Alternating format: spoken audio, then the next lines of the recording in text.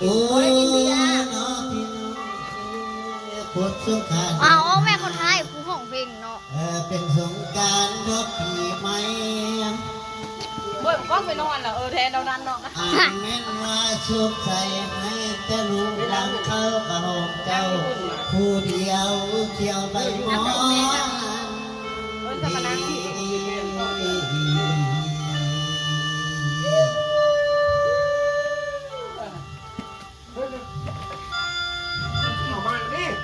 อันนี้แล้วโอ้ยน้องเก๋น้องไทยลูกเด็ก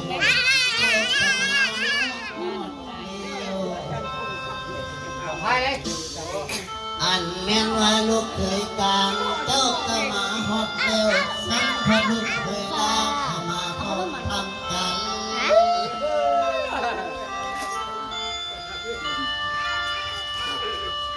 อันนี้นอทุกข์ล้วนให้จะมีแต่ความสุขเด้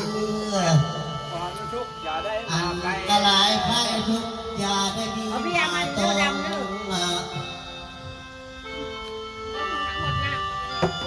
อันนี้น้องขันว่าฝุ่งพี่น้องฝุ่งเจ้าให้จะเดิน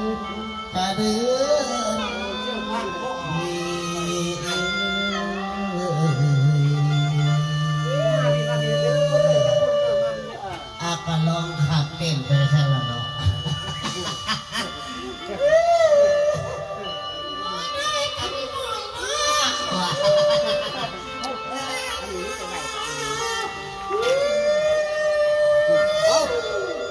เงินใกล้แล้ว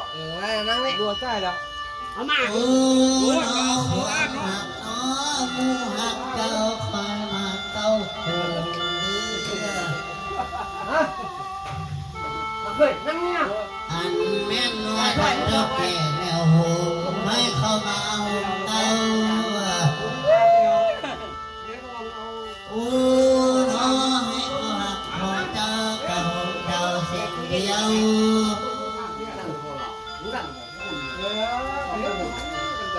อันนี้แล้วคนว่าปาลมีโนปาลมีโนส่งโอ้น้อคนมันเหนือมันได้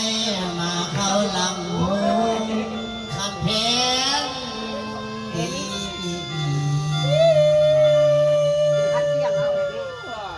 อัดแล้วเลยว่า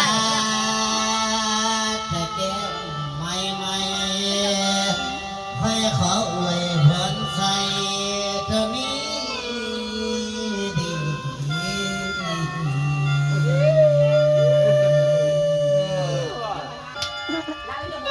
โอ้น้องมาเริ่มกดสังเวยทำคำแข็งเอาอีกนึงแม่เอาอีก อันแม่นว่าอันมาเดินวันซ้ำบ่ได้ทางเขา เอาแล้วจับมือวะโอ้น้องอันมาฟังเขาบ่ทันได้ดอกเขาทางคนงามดี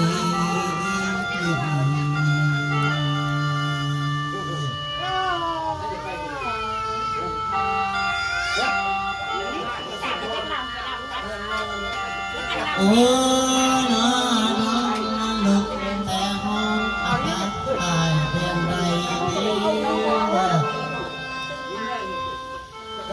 อันแน่นว่าใจประเสริฐสั่งดี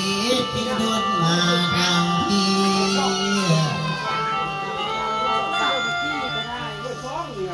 อันแน่นว่าเจ้าหันมาทางที่เจ้ามีสิทธิ์สู้ทราบหัวแนวหรือไป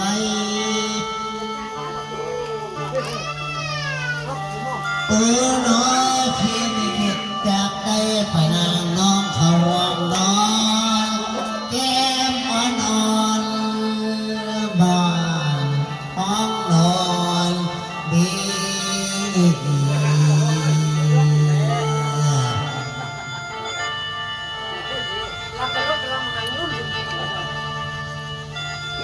โอ้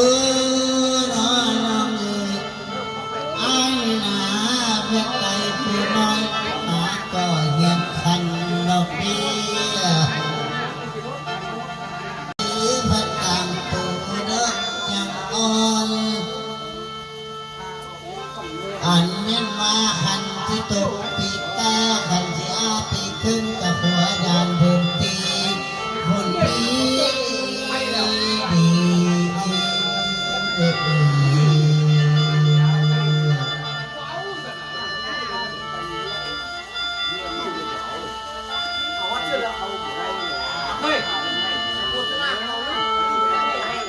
โอ้